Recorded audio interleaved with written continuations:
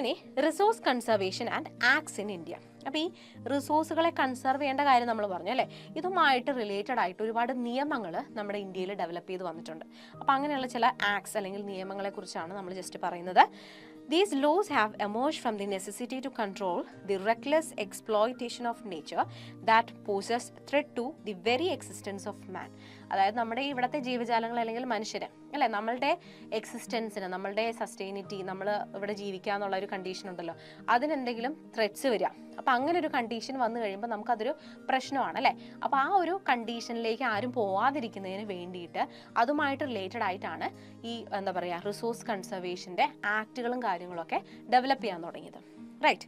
അപ്പോൾ അതിൽ 2-3 ആക്റ്റുകളും കാര്യങ്ങളും പറഞ്ഞിട്ടുണ്ട്. അതിൽ ഏറ്റവും ഫസ്റ്റ് വണ്ണാണ് section 48A and section 51AG of the Indian constitution. Indian ഭരണഘടനയുടെ 2 വകുപ്പുകളാണ് കൊടുത്തിട്ടുള്ളത്. ഏതൊക്കെയാണ്? സെക്ഷൻ 48Aയും സെക്ഷൻ 51AGയും 2 വകുപ്പുകളാണ് ഇന്ത്യൻ കോൺസ്റ്റിറ്റ്യൂഷൻ്റെ. അപ്പോൾ അതിൽ സ്റ്റേറ്റ് ചെയ്യുന്നതെന്ന് വെച്ച് കഴിഞ്ഞാൽ the conservation of nature as the duty of the Indian citizen അല്ലേ. ഓരോ ഇന്ത്യൻ പൗരന്മാരുടെയും ഡ്യൂട്ടി എന്താണ്? നമ്മളുടെ നേച്ചർ അല്ലെങ്കിൽ നമ്മുടെ റിസോഴ്സുകളെ കൺസർവ് ചെയ്യുക എന്നുള്ളത് ഓരോ ഇന്ത്യൻ പൗരൻ്റെയും ഡ്യൂട്ടിയാണ് അല്ലെങ്കിൽ കടമയാണ് എന്നുള്ളതാണ് ഈ 2 വകുപ്പുകളിലായിട്ട് നമ്മുടെ കോൺസ്റ്റിറ്റ്യൂഷൻ പറയുന്നത്. അത് ഏറ്റവും ശ്രദ്ധേയമായിട്ടുള്ള 2 കാര്യങ്ങളാണ് അല്ലേ. അപ്പോൾ അത് ഓർത്തിരിക്കുക. Section 48A and section 51AG of Indian constitution. അതെന്താ പറയുന്നത്? ഈ നേച്ചറിൻ്റെ കൺസർവേഷൻ എന്ന് പറയുന്നത് ഓരോ ഇന്ത്യൻ സിറ്റിസണിൻ്റെയും ഡ്യൂട്ടി ആണെന്നുള്ളൊരു കാര്യമാണ് അതിൽ സ്റ്റേറ്റ് ചെയ്യുന്നത്, ആ 2 സെക്ഷനിലും. ഇനി രണ്ടാമത്തെ ഒരു ലോ അല്ലെങ്കിൽ ഒരു ആക്ട് എന്ന് പറയുന്നത് നേച്ചർ കൺസർവേഷൻ ആക്ട് ആണ്. ഇത് ഒന്നാമത്തെയാണ്. രണ്ടാമത്തെ നേച്ചർ കൺസർവേഷൻ ആക്ട്. എന്താണത്? പ്രകൃതി സംരക്ഷണ നിയമം. അതാണ് നേച്ചർ കൺസർവേഷൻ ആക്ട്. പല രീതിയിലും കാര്യങ്ങൾ അതൊക്കെ അതിനോട് ബന്ധപ്പെട്ട് നടക്കുന്നുണ്ട്. ദെൻ വാട്ടർ ആക്ട് അല്ലേ, നമ്മുടെ ജലനിയമം അല്ലെങ്കിൽ വാട്ടർ പ്രൊട്ടക്ഷൻ അല്ലെങ്കിൽ കൺസർവേഷൻ ആക്ട് എന്നുള്ളത് തന്നെയാണ് അവിടെ ഉദ്ദേശിക്കുന്നത്. വാട്ടറിനെ കൺസേർവ് ചെയ്യുക, പ്രൊട്ടക്ട് ചെയ്യുക എന്നുള്ളതാണ്. ദെൻ നാലാമത്തെ എന്താണ്? Forest conservation act. എന്തിനാണ്? നമ്മുടെ വനവിഭവങ്ങളെയൊക്കെ സംരക്ഷിക്കുക, പ്രൊട്ടക്ട് ചെയ്യുക, കൺസേർവ് ചെയ്യുക, അതിനൊക്കെ വേണ്ടിയിട്ട് പ്രവർത്തിക്കുന്ന ഒരു നിയമമാണ് ഫോറസ്റ്റ് കൺസർവേഷൻ ആക്ട് എന്ന് പറയുന്നത്. ദെൻ എയർ ആക്ട് അല്ലെങ്കിൽ എയർ പ്രൊട്ടക്ഷൻ ആക്ട് എന്നും പറയും. അതായത് വേറൊന്നുമല്ല, നമ്മുടെ അന്തരീക്ഷ വായുവിൻ്റെ സംരക്ഷണവുമായിട്ട് ബന്ധപ്പെട്ട പൊല്യൂഷൻ കൺട്രോൾ അങ്ങനെയുള്ള കാര്യങ്ങളൊക്കെ ചെയ്യുന്നതിന് വേണ്ടിയിട്ടുള്ള ഒരു ആക്റ്റാണ് എയർ ആക്ട് എന്ന് പറയുന്നത്. ഓക്കെ. അപ്പോൾ വിഭവ സംരക്ഷണവും ഇന്ത്യയിലെ നിയമങ്ങളും നമ്മൾ പറഞ്ഞു. അതായത് അമിതമായിട്ടുള്ള വിഭവ ചൂഷണം മനുഷ്യരുടെ നിലനിൽപ്പിനെ തന്നെ ചോദ്യം ചെയ്തു തുടങ്ങിയപ്പോൾ പ്രകൃതിയെ നിഷ്കരണം ഉപദ്രവിക്കുന്നതിൽ നിയന്ത്രണം വേണം എന്നുള്ളൊരു തോന്നൽ നമുക്കുണ്ടായി. അങ്ങനെയാണ് നമ്മുടെ ഇന്ത്യയിൽ പല രീതിയിലുള്ള നിയമങ്ങളൊക്കെ ഡെവലപ്പ് ചെയ്തു വന്നത്. ഒന്നാമതാണ് പരിസ്ഥിതി സംരക്ഷണം ഇന്ത്യൻ പൗരന്റെ കടമ അല്ലെങ്കിൽ കർത്തവ്യമാണെന്ന് ഉദ്ബോധിപ്പിക്കുന്ന അല്ലെങ്കിൽ ഉദ്ഘോഷിക്കുന്ന ഇന്ത്യൻ ഭരണഘടനയുടെ 2 വകുപ്പുകളാണ്. 48A എന്ന് പറയുന്നൊരു വകുപ്പും 51AG എന്ന് പറയുന്ന വകുപ്പും പ്രത്യേകം ഓർത്തിരിക്കാം. ദെൻ പരിസ്ഥിതി സംരക്ഷണ നിയമം അല്ലേ, nature conservation act, water act ജലനിയമം, വനസംരക്ഷണം ഫോറസ്റ്റിനെ കൺസർവ് ചെയ്യുന്നതിന് വേണ്ടിയിട്ടുള്ള വനസംരക്ഷണ നിയമം, പിന്നെ നമ്മുടെ എയർ പ്രൊട്ടക്ട് ചെയ്യുന്നതിന് വേണ്ടിയിട്ടുള്ള വായു നിയമം, പിന്നെ ഒന്നുകൂടി ഉണ്ട് ദേശീയ പരിസ്ഥിതി ട്രൈബ്യൂണൽ. ഓക്കെ, അതായത് വേറൊന്നുമല്ല, ഈ പരിസ്ഥിതി നമ്മുടെ നേച്ചർ എൻവയോൺമെൻറ്റിനെയൊക്കെ കൺസർവ് ചെയ്യുന്നതിന് വേണ്ടിയിട്ടുള്ള ഒരു ഗ്രൂപ്പാണ്, ഒരു ട്രിബ്യൂണലാണ് നാഷണൽ ലെവലിലുള്ള ദേശീയ പരിസ്ഥിതി ട്രിബ്യൂണൽ. ഇതൊക്കെ അതുമായിട്ട് ബന്ധപ്പെട്ട കാര്യങ്ങളാണ് ഇന്ത്യയിലുള്ളത്. ഇനി റിസോഴ്സ് കൺസർവേഷൻ ഇൻ കേരള, അത് നമ്മൾ എടുത്തു പറയണം. നമ്മുടെ കേരളത്തിൽ ഈ പറയുന്ന വിഭവങ്ങളുടെ സംരക്ഷണത്തിന് വേണ്ടി എന്തൊക്കെ കാര്യങ്ങളാണ് ചെയ്തിട്ടുള്ളത് എന്നുള്ളതാണ്. അത് നോക്കാം. The people's movement for the conservation of the Periyar River in 1999 led to the establishment of the Water Authority. Okay, നമുക്കറിയാം പെരിയാർ റിവറിൻ്റെ അവസ്ഥ അല്ലേ, വളരെ ശോചനീയമായ അവസ്ഥയിലാണ് ഇന്ന് നമ്മളുടെ പെരിയാർ നദി ഉള്ളത്. ശരിക്കും അല്ലേ, നമുക്കറിയാം വെള്ളമില്ല, അല്ലെങ്കിൽ തന്നെ ഉള്ള വെള്ളമാണെന്നുണ്ടെങ്കിൽ വളരെ പൊല്യൂട്ടഡ് ആയിട്ടൊക്കെയാണ് നമുക്ക് കാണപ്പെടുന്നത്. ആരും അതിനെ എന്താണ് ഒരു പ്രോപ്പർ ആയിട്ടുള്ളൊരു കെയർ ഒന്നും കൊടുക്കുന്നില്ല. നദികളുടെ സംരക്ഷണത്തിനൊക്കെ നമ്മൾ പറയാം എങ്കിലും പല രീതിയിലുള്ള നിയമങ്ങളും കാര്യങ്ങളൊക്കെ ഉണ്ട്. അത് എന്താ പറയുക, വയലേറ്റ് ചെയ്യുന്നവർക്കെതിരെ നമുക്ക് ആക്ഷൻ എടുക്കാനായിട്ടൊക്കെ കാര്യങ്ങളുണ്ട്. പക്ഷെ എന്താണ്, അതിന് വേണ്ടിയിട്ടുള്ളൊരു പ്രോപ്പർ ആയിട്ടുള്ളൊരു സ്റ്റെപ്പ് ആരും അങ്ങനെ മുന്നോട്ട് വെക്കുന്നില്ല. വെച്ചിരുന്നാൽ തന്നെ എന്താണ്, ഇറ്റ് വിൽ ടേക്ക് us എന്താ പറയുക ലോങ് ടൈം. അതിന് വേണ്ടിയിട്ടുള്ള കാര്യങ്ങളൊക്കെ നടപ്പിലാക്കാനും എല്ലാം റെഡിയാക്കാനും ഒക്കെ ഒത്തിരി സമയങ്ങളും പിന്നെ കുറേ അതിനിടയ്ക്ക് കുറേ എന്താ പറയുക ഡിസ്റ്റർബൻസും കാര്യങ്ങളും പല പാർട്ടികളും കാര്യങ്ങളൊക്കെ തമ്മിൽ അങ്ങനെയൊക്കെ വന്നു കഴിയുമ്പോൾ എന്താണ്, ഇതിന് വേണ്ടിയിട്ടുള്ള ഒരു പ്രോപ്പർ പ്രൊട്ടക്ഷന് വേണ്ടിയിട്ടുള്ള കാര്യങ്ങളൊന്നും ചെയ്യാൻ പറ്റാത്തൊരു സിറ്റുവേഷനിലേക്ക് നമ്മൾ പോകും. നമ്മൾ മനുഷ്യരാണെങ്കിൽ നമ്മൾ അങ്ങനെ ചെയ്യണം ചെയ്യാമെന്ന് വിചാരിക്കുന്നവരാണെങ്കിൽ പോലും ചെയ്യാനുള്ളൊരു സിറ്റുവേഷൻ ഇന്നില്ല ആക്ച്വലി. അപ്പോൾ അങ്ങനെയുള്ള പെരിയാർ റിവറിൻ്റെ ആ കൺസർവേഷൻ കാര്യങ്ങളൊക്കെ വന്നതിന്, അല്ലെങ്കിൽ അതിൻ്റെ കൺസർവേഷൻ ചെയ്യണം, സംരക്ഷിക്കണം ആ നദിയെ എന്നുള്ള രീതിയിൽ നമ്മൾ വന്ന സമയത്താണ് നമുക്ക് വാട്ടർ അതോറിറ്റിയുടെ ഒരു എസ്റ്റാബ്ലിഷ്മെൻ്റ് ഒക്കെ ഉണ്ടായത്. ആ ഒരു സമയത്താണ് 1999. Then various acts related to resource conservation have emerged in Kerala following people's movement and through governmental interventions. അപ്പോൾ അങ്ങനെ അതുമായിട്ടൊക്കെ ബന്ധപ്പെട്ടിട്ട് ഒരുപാട് ഇൻ്റർവെൻഷൻസും കാര്യങ്ങളും ജനങ്ങളുടെയൊക്കെ കുറേ മൂവ്മെൻറ്റുകളും സംഘടനാപരമായിട്ടുള്ള കാര്യങ്ങളൊക്കെ കൊണ്ടിട്ട് ഒരുപാട് നിയമങ്ങളും കാര്യങ്ങളും കേരളത്തിലും വന്നിട്ടുണ്ട് പ്രൊട്ടക്ഷനൊക്കെ വേണ്ടിയിട്ട്. അപ്പോൾ അതിന് എക്സാമ്പിൾസ് 2 എണ്ണം കൊടുത്തിട്ടുണ്ട്. ഒന്നിതാണ് act for the protection of the paddy fields. നമുക്കറിയാം കേരളത്തിൽ ഏറ്റവും കൂടുതലുള്ള നെൽവയലുകൾ അല്ലേ. അപ്പോൾ ഈ നെൽവയലുകളുടെ സംരക്ഷണത്തിന് വേണ്ടിയിട്ടുള്ളൊരു ആക്ട് അപ്പോൾ നമ്മൾ കേരളത്തിൽ നിലവിൽ വന്നിട്ടുണ്ട്. Okay, the act for the protection of paddy field, അത് ഓർത്തിരിക്കാം, നെൽവയൽ സംരക്ഷണത്തിന് വേണ്ടിയിട്ടുള്ളൊരു നിയമം. Then act for the protection of wetlands. Wetlands എന്ന് പറഞ്ഞാൽ തണ്ണീർത്തടങ്ങൾ. അപ്പോൾ ഈ തണ്ണീർത്തടങ്ങളുടെ സംരക്ഷണം അല്ലെങ്കിൽ പ്രൊട്ടക്ഷനൊക്കെ വേണ്ടിയിട്ടുള്ളൊരു ആക്റ്റും നമ്മുടെ കേരളത്തിൽ തന്നെ വന്നിട്ടുള്ള ഒന്നാണ്. ഓക്കെ, അപ്പം കേരളത്തിലെ റിസോഴ്സ് കൺസർവേഷനുമായിട്ടുള്ള ബന്ധപ്പെട്ടിട്ടുള്ള നിയമങ്ങൾ ചോദിച്ചു കഴിഞ്ഞാൽ നമുക്ക് ഇത് രണ്ടുമാണ് എഴുതാൻ പറ്റുക കേട്ടോ. പാഡി ഫീൽഡിൻ്റെ പ്രൊട്ടക്ഷന് വേണ്ടിയിട്ടുള്ള ആക്റ്റും അതുപോലെ തന്നെ വെറ്റ്ലാൻഡ് പ്രൊട്ടക്ഷന് വേണ്ടിയിട്ടുള്ള ആക്റ്റുകളും. അപ്പോൾ വിഭവ സംരക്ഷണം നമ്മുടെ കേരളത്തിൽ നമ്മൾ പറയുകയാണെങ്കിൽ പെരിയാർ നദീ സംരക്ഷണത്തിന് വേണ്ടിയിട്ടുള്ള ജനമുന്നേറ്റം, പീപ്പിൾ മൂവ്മെൻറ്റ്സ് ആണ് 1999 ജല അതോറിറ്റി സ്ഥാപിക്കുന്നതിന് അത് കാരണമായിട്ട് മാറി. പെരിയാറിൻ്റെ സംരക്ഷണവുമായിട്ട് ബന്ധപ്പെട്ടിട്ടാണ് സ്റ്റാർട്ട് ചെയ്തത്. അപ്പോൾ എന്ത് സംഭവിച്ചു? വേറൊരു ഡെവലപ്മെൻറ്റ് ഉണ്ടായി, ജല അതോറിറ്റിയുടെ ഫോം ചെയ്തു. ദെൻ ഇത്തരത്തിലുള്ള ജനകീയ മുന്നേറ്റങ്ങളിലൂടെയും സർക്കാർ തലത്തിലുള്ള ഇൻ്റർവെൻഷൻസ്, ഇടപെടലുകളിലൂടെയും ഒക്കെ നിരവധി നിയമങ്ങൾ വിഭവ സംരക്ഷണവുമായിട്ട് ബന്ധപ്പെട്ട് നമ്മുടെ കേരളത്തിൽ നിലവിൽ വന്നിട്ടുണ്ട്. എന്തൊക്കെയാണത്? നെൽവയൽ സംരക്ഷണ നിയമമുണ്ട്, പിന്നെ തണ്ണീർത്തട സംരക്ഷണ നിയമം. 2 നിയമങ്ങൾ കേരളത്തിൽ വന്നതാണ്. Then next, ways to conserve natural resources. നമുക്ക് ഈ നാച്ചുറൽ റിസോഴ്സസ്, നമ്മളുടെ ഈ പ്രകൃതി വിഭവങ്ങളെ നമുക്ക് കൺസേർവ് ചെയ്യാൻ നമുക്ക് ചെയ്യാൻ പറ്റുന്ന കാര്യങ്ങൾ എന്തൊക്കെയാണ്? അപ്പോൾ അതുമായിട്ട് ബന്ധപ്പെട്ട ലോ കാര്യങ്ങളൊക്കെ നമ്മൾ പറഞ്ഞു, ആക്റ്റുകളും കാര്യങ്ങളൊക്കെ ഉണ്ട്.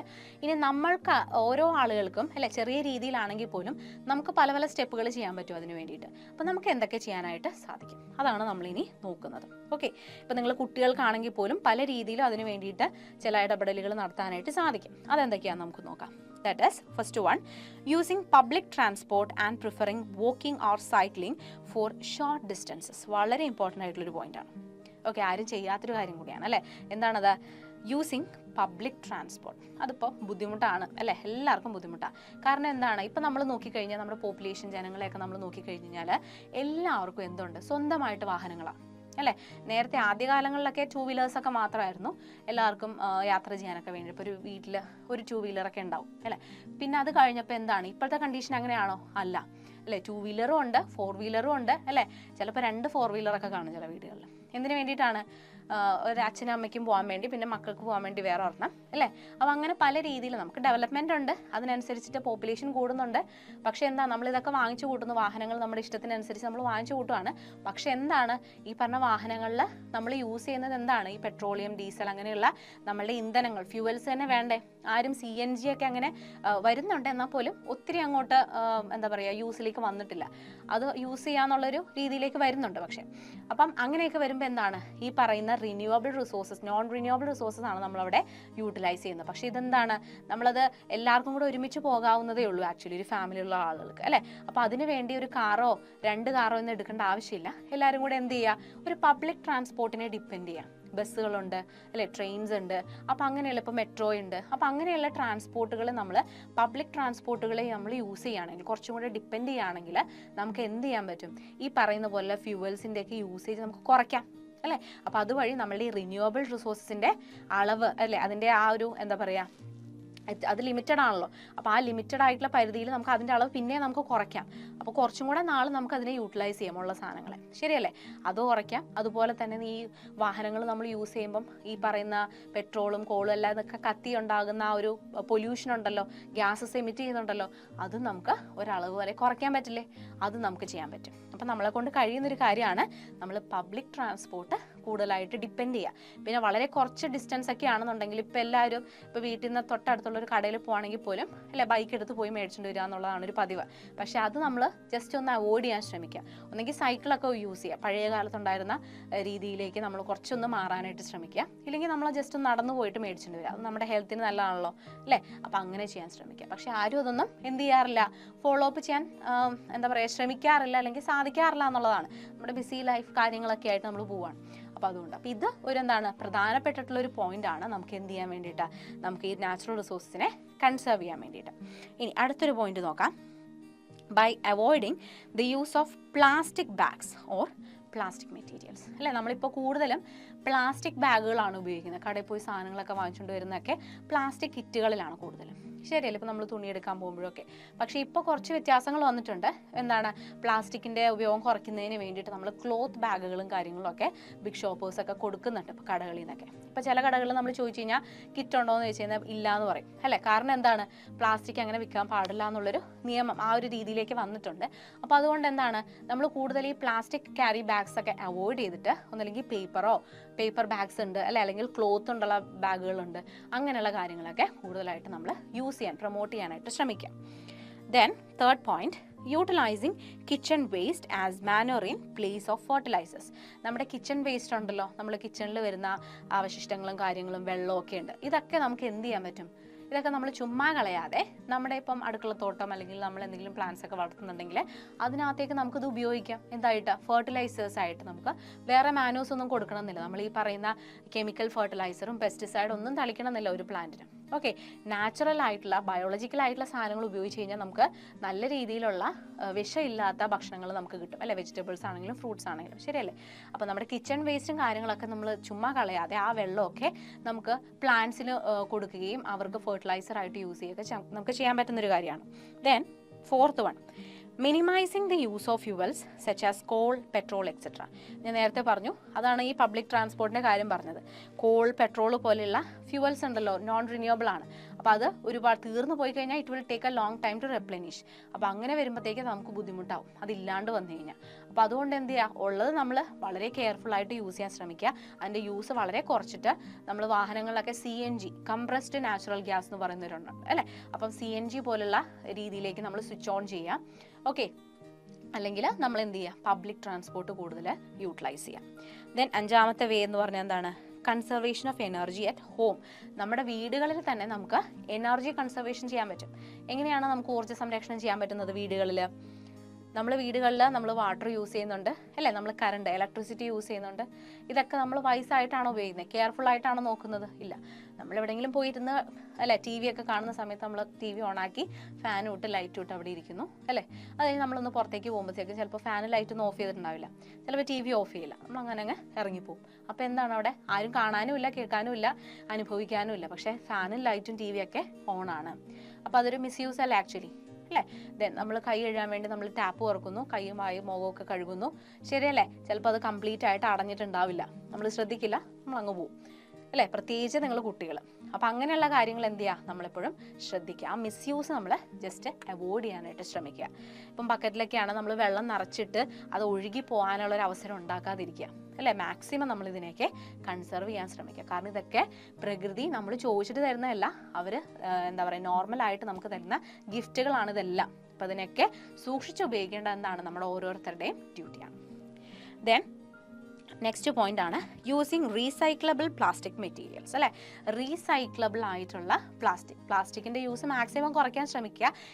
ഇൻ കേസ് നമ്മളത് യൂസ് ചെയ്യണമെങ്കിൽ പ്ലാസ്റ്റിക് ബോട്ടിൽസ് ഒക്കെ ഉണ്ടാവുമല്ലോ, അതൊക്കെ നമ്മൾ യൂസ് ചെയ്യുകയാണെങ്കിൽ തന്നെ റീസൈക്ലബിൾ ആയിട്ടുള്ള പ്ലാസ്റ്റിക് ഉണ്ടാവും, അതിനെ നമ്മൾ യൂട്ടിലൈസ് ചെയ്യാൻ ശ്രമിക്കുക. റീസൈക്ലബിൾ എന്ന് പറഞ്ഞാൽ എന്താണ്, നമുക്ക് വീണ്ടും അതിനെ എന്താണ് പ്രോസസ്സ് ചെയ്ത് പല മെറ്റീരിയൽസ് ആയിട്ട് നമുക്ക് അതിനെ ഉപയോഗിക്കാൻ പറ്റും.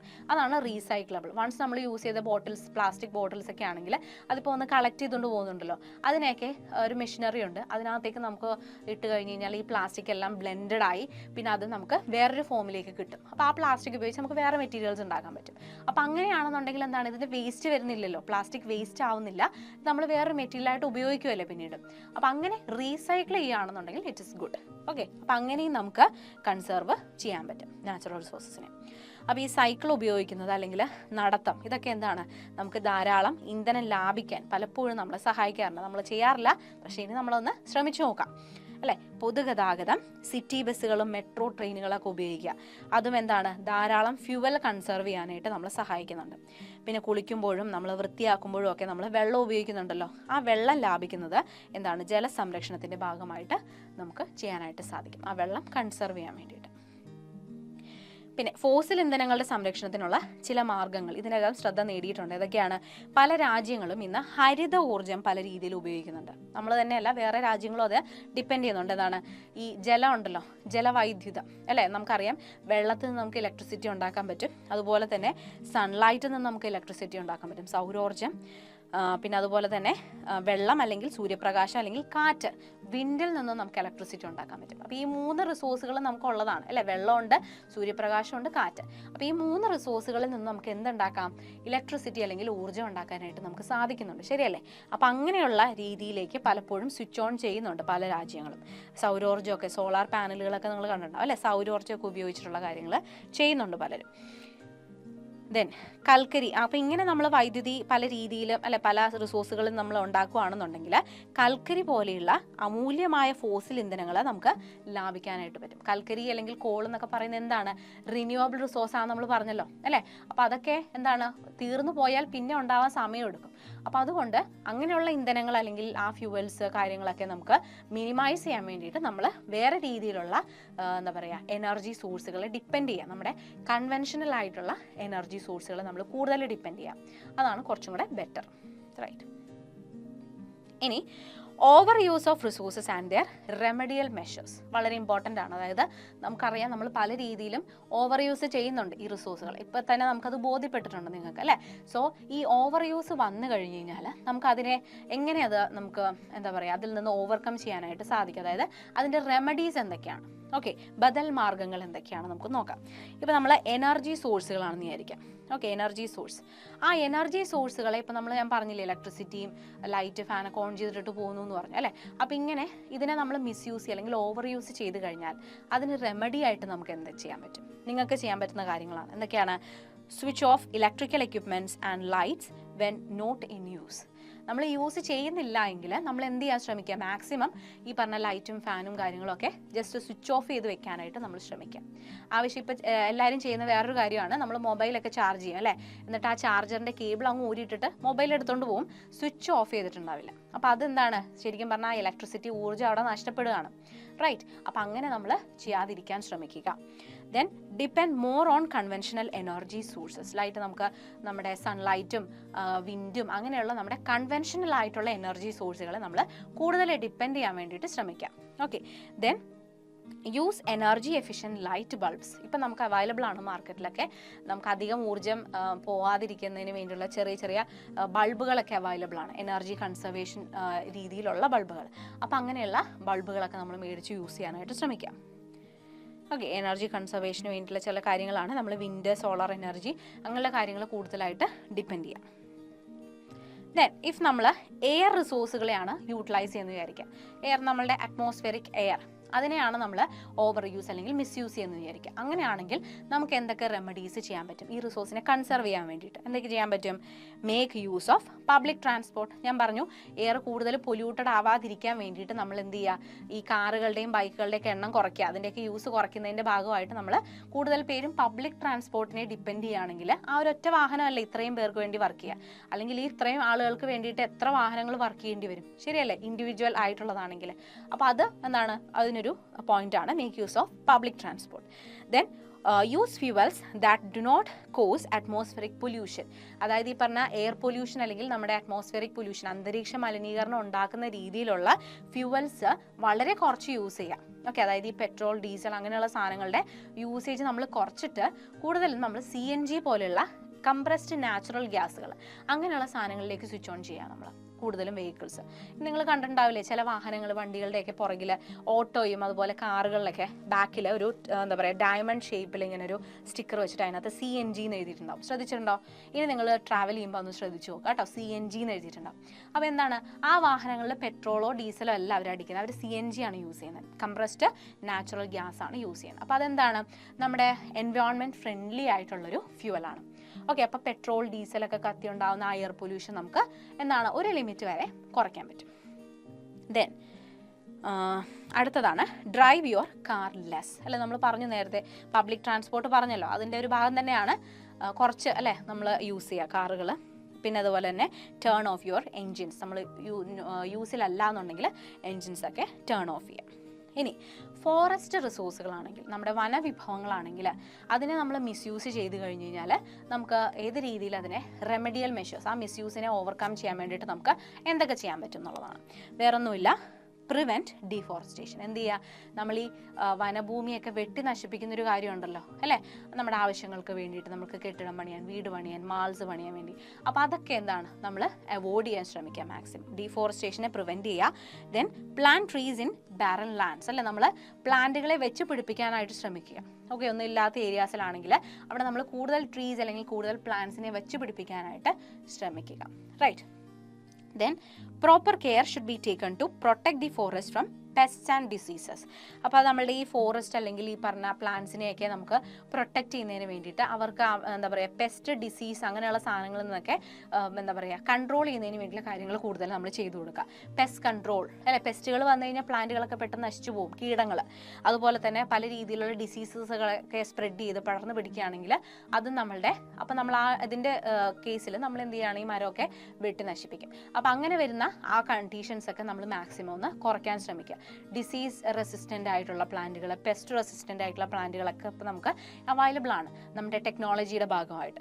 അപ്പം അങ്ങനെ നമ്മൾ എന്ത് ചെയ്യുക, അങ്ങനെയുള്ള കാര്യങ്ങൾ കൂടുതലായിട്ട് ചെയ്യാൻ ശ്രമിക്കുക. Then if we are using water resources, അല്ലേ, വാട്ടർ റിസോഴ്സസ് ആണ് നമ്മൾ ഓവർ യൂസ് ചെയ്യുന്നതെന്ന് വിചാരിക്കാം.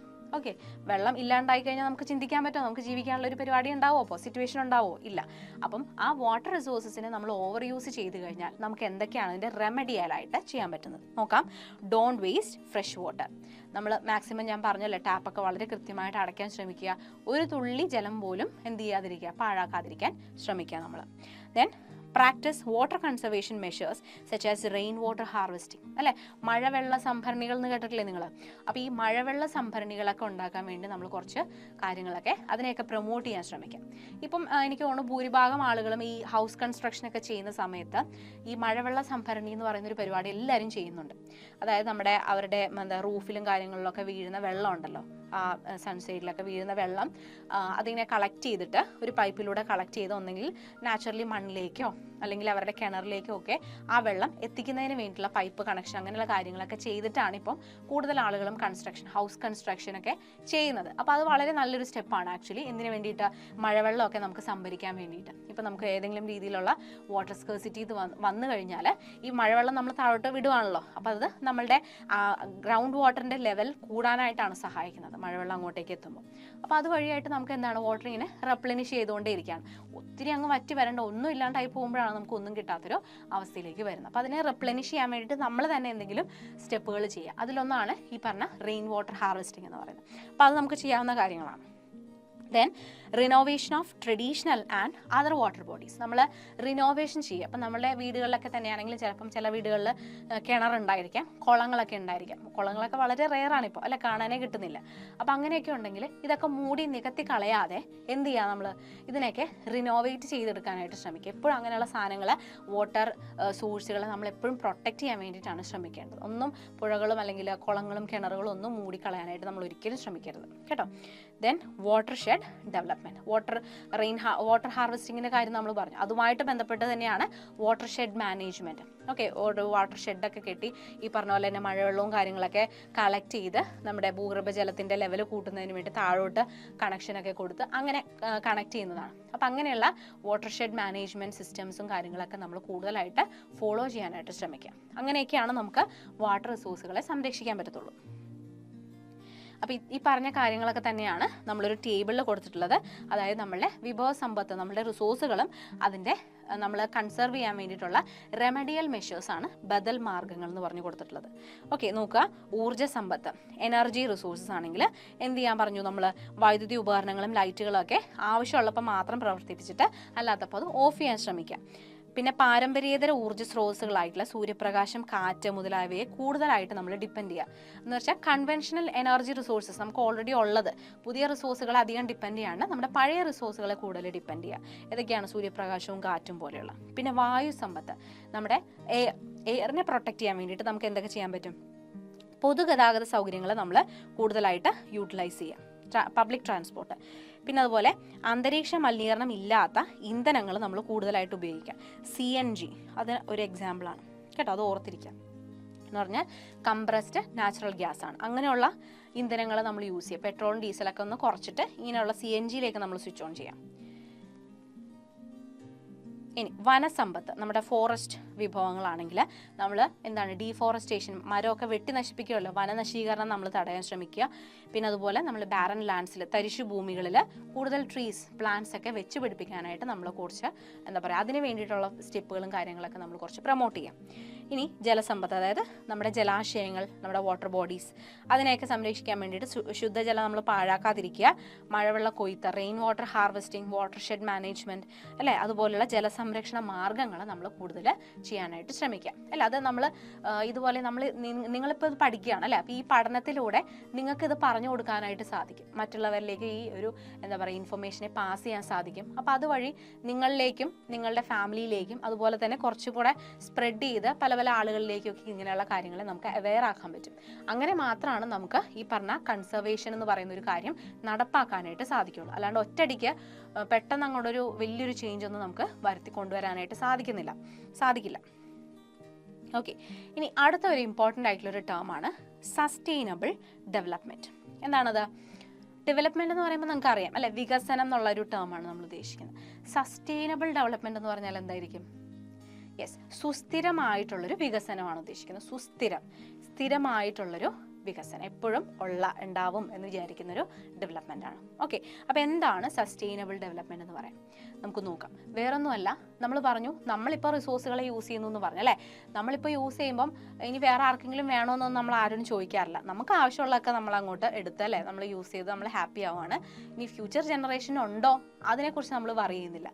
പക്ഷെ എന്ത് ചെയ്യണം? സുസ്ഥിര വികസനം അല്ലെങ്കിൽ സസ്റ്റൈനബിൾ ഡെവലപ്മെൻറ്റിൽ പറയുന്ന അങ്ങനെയല്ല, നമ്മൾ ആവശ്യത്തിനുള്ള കാര്യങ്ങൾ നമ്മൾ യൂട്ടിലൈസ് ചെയ്യുക അല്ലേ, എന്താ പറയുക, കെയർഫുൾ ആയിട്ട് യൂട്ടിലൈസ് ചെയ്യുക. എന്നിട്ട് ഫ്യൂച്ചറിലേക്കും കൂടെ അത് കൺസർവ് ചെയ്യണം എന്നുള്ളൊരു ബോധത്തോടു കൂടി വേണം നമ്മളതിനെ യൂട്ടിലൈസ് ചെയ്യാൻ. എന്നാൽ മാത്രമാണ് നമുക്കൊരു സസ്റ്റൈനബിൾ ആയിട്ടുള്ളൊരു ഡെവലപ്മെൻറ്റ് ഉണ്ടാവുള്ളൂ. ഇല്ലെങ്കിൽ നമ്മുടെ ഡെവലപ്മെൻറ്റ് പാതി വഴി വെച്ച് നിന്നു പോവുകയാണ്. ശരിയല്ലേ? So development that meets the needs of the present without compromising the right of the future generation to fulfil their needs is termed as sustainable development. അപ്പം അതിനെയാണ് നമ്മൾ സസ്റ്റൈനബിൾ ഡെവലപ്മെൻറ്റ് എന്ന് പറയുന്നത്. എന്താണ്? The development that meets the needs of the present. നമ്മൾ ഇപ്പോഴത്തെ ആളുകളുടെ നീഡുകളെ എന്ത് ചെയ്യാണ്? അതിനെ മീറ്റ് ചെയ്യുന്നുണ്ട് without compromising the right of the future generation.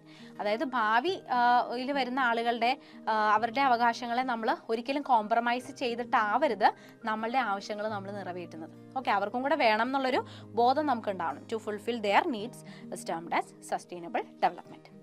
Then recycling and reusing of resources as well as reducing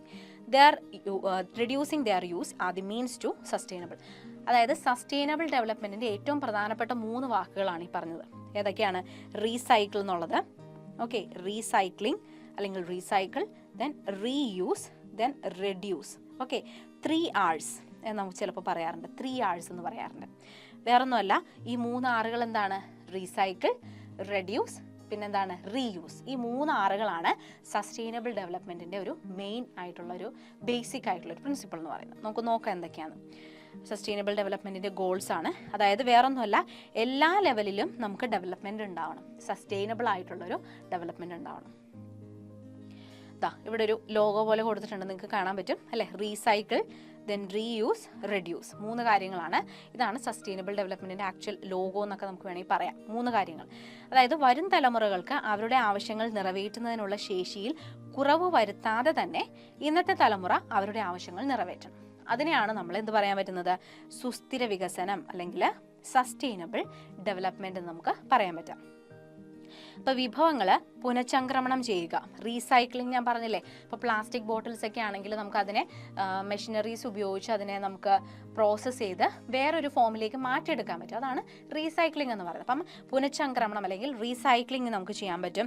പിന്നെ അവയുടെ ഉപയോഗം കുറയ്ക്കാൻ പറ്റും, റെഡ്യൂസ് ചെയ്യാൻ പറ്റും. മാക്സിമം പ്ലാസ്റ്റിക് കിറ്റുകളുടെയൊക്കെ ഉപയോഗം റെഡ്യൂസ് ചെയ്യാൻ പറ്റും. പിന്നെ നമുക്ക് എന്ത് ചെയ്യാൻ പറ്റും, പുനരുപയോഗിക്കാനും പറ്റും, റീയൂസ് ചെയ്യാൻ പറ്റും. അപ്പോൾ ഒരു സാധനം തന്നെ നമുക്ക് പല പല ആവശ്യങ്ങൾക്ക് വേണ്ടി വീണ്ടും വീണ്ടും ഉപയോഗിക്കാം. നമ്മളിപ്പോൾ ചില കാര്യങ്ങൾ ഒരു സാധനം മേടിച്ച് നമ്മൾ ഒരു പർട്ടിക്കുലർ ആവശ്യത്തിന് വേണ്ടിയിട്ടായിരിക്കും ഒരു കാര്യം നമ്മൾ മേടിക്കുന്ന കടയിൽ നിന്ന്. അത് മേടിച്ച് കഴിഞ്ഞ് നമ്മുടെ ആവശ്യം കഴിഞ്ഞ് കഴിഞ്ഞാൽ പിന്നെ നമ്മൾ അതിനെ യൂസ് ചെയ്യുന്നില്ല അല്ലേ. പിന്നെ വേറൊരു ആവശ്യം വരുമ്പോൾ അതേപോലത്തെ ഒരു സാധനം നമ്മൾ പിന്നീട് വാങ്ങിച്ചെടുത്തിട്ട് അപ്പോൾ യൂസ് ചെയ്യുകയാണ് ചെയ്യുന്നത്. അപ്പം അങ്ങനെ ചെയ്യാൻ നിൽക്കരുത്. അപ്പോൾ എന്താണ്, നമ്മളുടെ വിഭവങ്ങളുടെ ശോഷണം അവിടെ സംഭവിക്കുകയാണ്, ഡിപ്ലീഷൻ ഉണ്ടാവും. അപ്പോൾ അത് ഒഴിവാക്കുന്നതിന് വേണ്ടി നമ്മൾ ഈ സാധനം മേടിച്ചൊരു സാധനം നമുക്ക് ഇനി ഫ്യൂച്ചറിലും പല യൂസ് ഉണ്ടാവും. അപ്പോൾ നമ്മൾ അതിനെ അവിടെ മാറ്റി വയ്ക്കുക അല്ലേ. നമുക്ക് പല പല ആവശ്യങ്ങൾക്ക് വേണ്ടി ഈ ഒരു സാധനം തന്നെ നമുക്ക് റീയൂസ് ചെയ്യാനായിട്ട് സാധിക്കും. അപ്പം അങ്ങനെ നമുക്ക് ചെയ്യാൻ പറ്റും. അപ്പം റീസൈക്ലിംഗ് അല്ലെങ്കിൽ പുനഃചംക്രമണം ഉണ്ട്, ഉപയോഗം കുറയ്ക്കുക എന്നുള്ളതാണ് റെഡ്യൂസിങ് എന്നുള്ളത്, പിന്നെ പുനരുപയോഗിക്കുക അതാണ് റീയൂസിങ് എന്നുള്ളത്. അപ്പോൾ ഇതൊക്കെയാണ് സുസ്ഥിര വികസനത്തിലേക്ക് എത്താനുള്ള, സസ്റ്റൈനബിൾ ഡെവലപ്മെൻറ്റിലേക്ക് നമുക്ക് എത്താനുള്ള മെയിൻ മാർഗ്ഗങ്ങൾ എന്ന് പറയുന്നത്. Then what to do for sustainable development. അപ്പോൾ ഈ സസ്റ്റൈനബിൾ ഡെവലപ്മെൻറ്റ് ഉറപ്പുവരുത്തുന്നതിന് വേണ്ടി, സുസ്ഥിര വികസനം ഉണ്ടാവണമെങ്കിൽ എന്തൊക്കെയാണ് നമ്മൾ ചെയ്യേണ്ടത്? Okay, what we are actually doing. എന്താണ് ചെയ്യേണ്ടത്? Use the waste water from the kitchen for watering plants. നമ്മൾ ഓൾറെഡി കുറച്ച് കാര്യങ്ങൾ പറഞ്ഞു അല്ലേ. അപ്പോൾ ഈ കിച്ചണിൽ നിന്നൊക്കെയുള്ള വേസ്റ്റ് വാട്ടർ നമ്മൾ പ്ലാന്റ്സിനെയൊക്കെ നനയ്ക്കുന്നതിന് വേണ്ടി നമുക്ക് ഉപയോഗിക്കാം, അത് കളയണ്ട അല്ലേ. Then plant trees in public places. നമ്മൾ കൂടുതൽ പൊതുസ്ഥലങ്ങളിൽ മരങ്ങളൊക്കെ വെച്ച് നട്ടുപിടിപ്പിക്കുക, അതൊരു കാര്യമാണ്. Then use the non conventional energy sources such as solar energy, wind energy etcetera to the maximum. എന്താണ്, നമ്മുടെ കൺവെൻഷണൽ ആയിട്ടുള്ള എനർജി സോഴ്സുകളുണ്ടല്ലോ, ഇപ്പോഴും നമ്മൾ യൂസ് ചെയ്യുന്ന എനർജി സോഴ്സുകളെക്കാൾ കൂടുതൽ നമ്മൾ അവരെ മാക്സിമം യൂട്ടിലൈസ് ചെയ്യാനായിട്ട് ശ്രമിക്കുക. സോളർ എനർജിയും വിൻഡും ഒക്കെ നമ്മൾ മാക്സിമം ലെവലിൽ യൂട്ടിലൈസ് ചെയ്യാൻ ശ്രമിക്കുക. Right. Then ensure the steps for rain water harvesting അല്ലേ. റെയിൻ വാട്ടറിനെ നമ്മൾ കളക്ട് ചെയ്ത് സംരക്ഷിക്കുന്നതിന് വേണ്ടിയിട്ടുള്ള rain water harvesting, water shed management പോലെയുള്ള സ്റ്റെപ്പുകൾ നമ്മൾ കൂടുതൽ പ്രൊമോട്ട് ചെയ്യാൻ ശ്രമിക്കുക. Then use cloth bags instead of plastic carry bags അല്ലേ. നമ്മൾ നേരത്തെ പറഞ്ഞില്ലേ, പ്ലാസ്റ്റിക് ബാഗുകളുടെ ഉപയോഗം കുറയ്ക്കുന്നതിന് വേണ്ടിയിട്ട് അതിൻ്റെ ഭാഗമായിട്ട് നമ്മൾ എന്ത് ചെയ്യുക, ക്ലോത്ത് ബാഗുകളോ പേപ്പർ ബാഗുകളോ ഒക്കെ കൂടുതലായിട്ട് നമ്മൾ യൂസ് ചെയ്യാൻ ശ്രമിക്കുക. പ്ലാസ്റ്റിക്കിൻ്റെ യൂസ് മാക്സിമം കുറയ്ക്കാൻ ശ്രമിക്കുക. ഇതൊക്കെയാണ് നമുക്ക് സസ്റ്റൈനബിൾ ഡെവലപ്മെൻറ്റിലേക്ക് എത്താനുള്ള മെയിൻ ആയിട്ടുള്ള എന്താ പറയുക മാർഗ്ഗങ്ങൾ, അല്ലെങ്കിൽ നമുക്ക് ചെയ്യാൻ പറ്റുന്ന പ്രധാനപ്പെട്ട കാര്യങ്ങൾ. അപ്പം നമ്മൾ ഈ ചാപ്റ്ററിനകത്ത് മെയിനായിട്ട് റിസോഴ്സുകളെ കുറിച്ചിട്ടാണ് പഠിച്ചത് അല്ലേ. എന്തൊക്കെയാണ് റിസോഴ്സുകൾ? നാച്ചുറൽ റിസോഴ്സ് എന്ന് പറഞ്ഞാൽ, പ്രകൃതി വിഭവങ്ങൾ എന്ന് പറഞ്ഞാൽ എന്താണ്? ദെൻ നമ്മൾ ക്ലാസിഫിക്കേഷൻ പഠിച്ചു അല്ലേ. 2 രീതിയിൽ ക്ലാസിഫൈ എന്ന് പഠിച്ചു. എന്തൊക്കെയായിരുന്നു? യെസ്, റിന്യൂവബിൾ ആയിട്ടുള്ള റിസോഴ്സസും ഉണ്ട്, നോൺ റിന്യൂവബിൾ റിസോഴ്സസും ഉണ്ട് അല്ലേ. പുനഃസ്ഥാപിക്കാൻ സാധിക്കുന്നവരെയാണ് റിന്യൂവബിൾ എന്ന് പറയുന്നത്. അതിന് എക്സാമ്പിൾസ് നമ്മുടെ സൺലൈറ്റ്, വിൻഡ്, ആനിമൽസ്, പ്ലാന്റ്സ്, അതൊക്കെയാണ്. ദെൻ നോൺ റിന്യൂവബിൾ റിസോഴ്സസ് ഉണ്ട്, പുനഃസ്ഥാപിച്ചെടുക്കാനായിട്ട് സാധിക്കാത്തത് അല്ലെങ്കിൽ എന്താണ് ഉപയോഗിച്ച് വരുമ്പോൾ തീർന്നു പോകുന്ന വിഭവങ്ങളാണ് നോൺ റിന്യൂവബിൾ എന്ന് പറയുന്നത്. ഏതൊക്കെയായിരുന്നു? കൽക്കരി, call, petroleum, then soil, iron horse അല്ലേ, അങ്ങനെയുള്ള മിനറൽസ്, ഇതൊക്കെ എന്താണ് നോൺ റിന്യൂവബിൾ ആയിട്ടുള്ള റിസോഴ്സസ് ആണ്. അങ്ങനെയുള്ള 2 ക്ലാസിഫിക്കേഷൻ. പിന്നെയും നമ്മൾ 2 ക്ലാസിഫിക്കേഷൻ പറഞ്ഞു. ഏതായിരുന്നു അത്, ഓർക്കുന്നുണ്ടോ? Yes, that is biotic and abiotic resource അല്ലേ. ജൈവ വിഭവങ്ങൾ അല്ലെങ്കിൽ ജീവിയ വിഭവങ്ങളും അജീവിയ വിഭവങ്ങളും ഉണ്ടായിരുന്നു. ലിവിങ് ആയിട്ടുള്ള വിഭവങ്ങളുണ്ട്, പ്ലാന്റ്സ്, ആനിമൽസ്, കാറ്റിൽസ് ഒക്കെ പോലെയുള്ള ജീവിയ വിഭവങ്ങളും നോൺ ലിവിങ് ആയിട്ടുള്ള എബയോട്ടിക് ആയിട്ടുള്ള വിഭവങ്ങൾ ഏതൊക്കെയായിരുന്നു? യെസ്, സൺലൈറ്റ്, വിൻഡ് അല്ല, അങ്ങനെയുള്ള സാധനങ്ങളൊക്കെ, സോയിൽ, ഇതൊക്കെ എന്താണ് എബയോട്ടിക് ആയിട്ടുള്ള റിസോഴ്സസ് ആണ്. അപ്പോൾ ആ ഒരു ക്ലാസിഫിക്കേഷൻ്റെ കാറ്റഗറി നിങ്ങൾ ഓർത്തിരിക്കാനായിട്ട് ശ്രമിക്കാം. റൈറ്റ്, എക്സാമ്പിൾസ് ഓർത്തിരിക്കണം കേട്ടോ. പിന്നെ അത് കൂടാതെ അതിനുശേഷം നമ്മൾ പഠിച്ചത് എന്തായിരുന്നു? റിസോഴ്സസിൻ്റെ ഡിപ്ലീഷൻ എന്ന് പറഞ്ഞാൽ എന്താണ്, എങ്ങനെയാണ് റിസോഴ്സ് ഡിപ്ലീഷൻ ഉണ്ടാവുന്നത് അല്ലേ, റിസോഴ്സ് ഡിപ്ലീഷൻ്റെ കോൺസിക്വൻസസ് എന്തൊക്കെയാണ്? നമ്മളിതിനെ ഓവർ യൂസ് ചെയ്ത് ഓരോ റിസോഴ്സിനെയും നമ്മൾ ഓവർ യൂസ് ചെയ്യുകയാണെങ്കിൽ അതിൻ്റെ കോൺസിക്വൻസസ് അല്ലെങ്കിൽ ആഫ്റ്റർ എഫക്ട്സ് നമ്മൾ അനുഭവിക്കേണ്ടി വരുന്ന കാര്യങ്ങൾ എന്തൊക്കെയാണ് അല്ലേ? അതൊക്കെ നമ്മൾ ഡിസ്കസ് ചെയ്തു. ആൻഡ് ഏറ്റവും ലാസ്റ്റാണ് നമ്മൾ എന്ത് പറഞ്ഞത്? ഈ റിസോഴ്സസിനെ കൺസർവ് ചെയ്യാൻ വേണ്ടിയിട്ട് നമുക്ക് എന്തൊക്കെ ചെയ്യാൻ പറ്റും? റിസോഴ്സ് കൺസർവേഷൻ എന്ന് പറഞ്ഞാൽ എന്താണ്? ദെൻ അതിൻ്റെ ഭാഗമായിട്ട് നമുക്ക് എന്തൊക്കെ കാര്യങ്ങൾ അഡോപ്റ്റ് ചെയ്യാനായിട്ട് സാധിക്കും? കൺസർവ് ചെയ്യാൻ, ഓരോ ടൈപ്പ് ഓഫ് റിസോഴ്സിനെയും കൺസർവ് ചെയ്യാൻ നമുക്ക് എന്തൊക്കെ ചെയ്യാൻ, റെമഡിയൽ മെഷേഴ്സ് ആയിട്ടൊക്കെ നമ്മൾ പറഞ്ഞു അല്ലേ, എന്തൊക്കെ ചെയ്യാനായിട്ട് നമുക്ക് സാധിക്കും. ഓക്കെ, ദെൻ അറ്റ് ലാസ്റ്റ് ഏറ്റവും അവസാനമാണ് നമ്മൾ വേറൊരു ഇമ്പോർട്ടൻ്റ് ആയിട്ടുള്ള ടേം പഠിച്ചത്. വളരെ ഇമ്പോർട്ടൻ്റ് ആണ്. ഏതാണെന്നറിയാവോ? Yes, that is sustainable development അല്ലേ, സുസ്ഥിര വികസനം. വളരെ ഇമ്പോർട്ടൻ്റ് ആണ്. നമുക്കിപ്പം നിങ്ങൾ 6th പഠിക്കുന്ന ഈ ഒരു കാര്യം നിങ്ങൾക്ക് ഇനി ഹയർ ക്ലാസ്സുകളിലേക്ക് ഒത്തിരി യൂസ് ആവും, ഈ സസ്റ്റൈനബിൾ ഡെവലപ്മെൻറ്റും കാര്യങ്ങളൊക്കെ. അപ്പോൾ അതെപ്പോഴും നിങ്ങൾ പ്രധാനമായിട്ട് ഓർത്തിരിക്കാൻ ശ്രമിക്കുക, ക്വസ്റ്റ്യൻസ് വരാറുള്ളതാണ്. അപ്പോൾ സസ്റ്റൈനബിൾ ഡെവലപ്മെൻറ്റ് എന്താണ്, അതിൻ്റെ ആ 3 R's പ്രിൻസിപ്പിൾ അത് ഓർത്തിരിക്കാം. റീസൈക്കിൾ, റീയൂസ്, റെഡ്യൂസ് എന്നുള്ള പ്രിൻസിപ്പിൾ അല്ലേ, അത് വളരെ ഇമ്പോർട്ടൻ്റ് ആണ് കേട്ടോ. അപ്പോൾ അത് ഓർത്തിരിക്കുക. അതൊക്കെയാണ് നമ്മൾ റിസോഴ്സ് കൺസർവേഷൻ്റെ ഭാഗമായിട്ട് നമ്മൾ പറഞ്ഞു അല്ലേ. പുനഃസ്ഥാപിക്കാൻ കഴിയുന്നതും കഴിയാത്തവയും, വിഭവ ശോഷണം അതായത് റിസോഴ്സ് ഡിപ്ലീഷൻ, പിന്നെ വിഭവ സംരക്ഷണം അതായത് കൺസർവേഷൻ മെത്തേഡ്സ്. അപ്പോൾ ഇത്രയും കാര്യങ്ങളാണ് നമ്മൾ ഈ ഒരു ചാപ്റ്ററിൽ ഓവറോൾ ഡിസ്കസ് ചെയ്തത് അല്ലേ. അപ്പോൾ ഈ ചാപ്റ്ററിൻ്റെ ഭാഗമായിട്ട് ഞാൻ പറഞ്ഞു നമ്മുടെ മെയിൻ എയിം എന്ന് പറയുന്നത് വേറൊന്നുമല്ല, നിങ്ങളിലേക്കൊരു അവയർനെസ് ക്രിയേറ്റ് ചെയ്യുക എന്നുള്ളതാണ്. നമ്മളുടെ പ്രകൃതിയെ നമ്മൾ സംരക്ഷിക്കുന്നതിൻ്റെ കാരണം, അത് ചെയ്തിട്ടില്ല എങ്കിൽ ഉണ്ടാവുന്ന കോൺസിക്വൻസസ് അല്ലേ, നമുക്ക് ചെയ്യാൻ പറ്റുന്ന കാര്യങ്ങൾ, ഇതൊക്കെയാണ് നമ്മളിതിൽ അവെയർ ആവുന്നത്. അപ്പോൾ ഇതിൻ്റെ ഭാഗമായിട്ട് നിങ്ങളുടെ സ്കൂളുകളിലൊക്കെ ചിലപ്പോൾ സെലിബ്രേറ്റ് ചെയ്യാറുള്ള 2 ഡേയ്സ് ഉണ്ട് അല്ലേ. നിങ്ങൾ ജൂൺ 5-ാം തീയതി നിങ്ങൾ സെലിബ്രേറ്റ് ചെയ്യാറുണ്ട്. എന്തായിട്ടാണ്? യെസ്, പരിസ്ഥിതി ദിനമായിട്ട് നിങ്ങൾ ആഘോഷിക്കാറുണ്ട്. അപ്പോൾ അതിൻ്റെ ഭാഗമായിട്ട് സ്കൂളുകളിലൊക്കെ നിങ്ങൾക്ക് മരങ്ങളൊക്കെ തന്നുവിടും, അവിടെ നടാനായിട്ട്, അല്ലെങ്കിൽ നിങ്ങളുടെ വീടുകളിലൊക്കെ കൊണ്ടുപോയിട്ട് നിങ്ങൾക്ക് വച്ച് പിടിപ്പിക്കാൻ. അതിനെ ബേസ് ചെയ്ത് ഡയറിയൊക്കെ, ചെറിയ ക്ലാസ്സുകളിലെ കുട്ടികൾക്കൊക്കെ ഡയറിയൊക്കെ കൊടുക്കും. ആ മരത്തിൻ്റെ ആ ഒരു ഡെവലപ്മെൻ്റ് ഉണ്ടല്ലോ, വളർച്ചയുടെ സ്റ്റേജുകളൊക്കെ നോട്ട് ചെയ്യുന്നതിന് വേണ്ടിയിട്ട്, ഡയറിയൊക്കെ എഴുതാൻ വേണ്ടിയിട്ട്, ബെസ്റ്റ് ഡയറിയൊക്കെ എഴുതുന്ന കുട്ടികൾക്ക് പ്രൈസ്, അങ്ങനെയുള്ള ചില എന്താ പറയുക കോൺട്രിബ്യൂഷൻസ് കാര്യങ്ങളൊക്കെ നമ്മുടെ ഗവൺമെൻറ്റിൻ്റെ ഭാഗത്തുനിന്ന് ഉണ്ടാകുന്നുണ്ട്. അപ്പോൾ അതൊക്കെ വളരെ നല്ല കാര്യമാണ്. അപ്പോൾ നമ്മൾ ജൂൺ 5-ാം തീയതി വേൾഡ് എൻവയോൺമെൻറ്റ് ഡേ ആയിട്ട് നമ്മൾ സെലിബ്രേറ്റ് ചെയ്യാറുണ്ട്. എന്തിനു വേണ്ടിയിട്ടാണ്? നമ്മുടെ പരിസ്ഥിതി സംരക്ഷിക്കുന്നതിൻ്റെ ആവശ്യകത, അതിനെക്കുറിച്ച് ആളുകളിലേക്കുള്ള അവയർനെസ് എത്തിക്കുന്നതിന് വേണ്ടിയിട്ടാണ്. അതുപോലെ തന്നെ നമ്മൾ ഭൗമദിനമായിട്ട് ആചരിക്കാറുണ്ട്. എന്താണെന്നറിയാവോ? യെസ്, ഏപ്രിൽ 22 ഓക്കെ, എല്ലാ വർഷവും നമ്മൾ വേൾഡ് എർത്ത് ഡേ ആയിട്ട് സെലിബ്രേറ്റ് ചെയ്യാറുണ്ട്. എന്തിനു വേണ്ടിയിട്ടാണ്? നമ്മുടെ ഭൂമിയെ നമ്മൾ സംരക്ഷിക്കണം, അതിൻ്റെ ആവശ്യകത എന്താണ് അല്ലേ, അത് നമ്മൾ ചെയ്താൽ നമുക്ക് എന്തൊക്കെയാണ് ഗുണങ്ങൾ, ചെയ്തില്ലെങ്കിൽ നമുക്ക് എന്തൊക്കെയാണ് കോൺസിക്വൻസസ് അല്ലേ, അതൊക്കെ നമ്മൾ ഫേസ് ചെയ്യേണ്ടി വരുന്ന കാര്യങ്ങളാണ് ഈ ഫ്യൂച്ചർ ജനറേഷനിൽ. അപ്പോൾ അങ്ങനെ നമുക്ക് എന്താണ് ഒരു ഫെയ്റ്റൽ ആയിട്ടുള്ളൊരു കണ്ടീഷൻ ഉണ്ടാവാതിരിക്കാൻ വേണ്ടി നമ്മൾ ഫ്യൂച്ചറിലേക്ക് നമ്മുടെ ഈ പറയുന്ന നമ്മുടെ നേച്ചർ തരുന്ന ഗിഫ്റ്റുകളൊക്കെ മാക്സിമം പ്രൊട്ടക്റ്റ് ചെയ്യുക, കൺസർവ് ചെയ്യുക, അങ്ങനെയുള്ള കാര്യങ്ങളൊക്കെയാണ് ഈ ചാപ്റ്ററിനകത്ത് നമ്മൾ ഡിസ്കസ് ചെയ്തത്. അപ്പോൾ ഇത്രയും കാര്യങ്ങളൊക്കെ നിങ്ങൾക്ക് എല്ലാവർക്കും വളരെ ക്ലിയർ ആയിട്ട് മനസ്സിലായെന്ന് വിചാരിക്കുകയാണ്. ഓക്കെ, അപ്പം എക്സാം പോയിന്റിൻ്റെ ഗൈഡ് നമുക്ക് അവൈലബിൾ ആണ്. ഇപ്പോൾ നിങ്ങൾക്ക് essay പോലുള്ള ക്വസ്റ്റ്യൻസ് ഒക്കെ വരികയാണെങ്കിൽ വളരെ യൂസ്ഫുൾ ആയിട്ടുള്ള ക്വസ്റ്റ്യൻസും കാര്യങ്ങളും അതിന് നിങ്ങളെ സപ്പോർട്ട് ചെയ്യാൻ വേണ്ടിയിട്ടുള്ള പോയിന്റ്സ് ഒക്കെ ഗൈഡിൽ അവൈലബിൾ ആണ്. അപ്പോൾ അത് നിങ്ങളൊന്ന് നോക്കുക, റെഫർ ചെയ്യുക. അപ്പം അത് നമ്മൾ യൂട്ടിലൈസ് ചെയ്യാൻ ശ്രമിക്കുക. ഓക്കെ, അപ്പം എല്ലാവർക്കും ക്ലിയർ ആണെന്ന് വിചാരിക്കുകയാണ്. നമുക്ക് വേറൊരു വീഡിയോ ആയിട്ട് ഇനി വീണ്ടും കാണാം. Okay, thank you.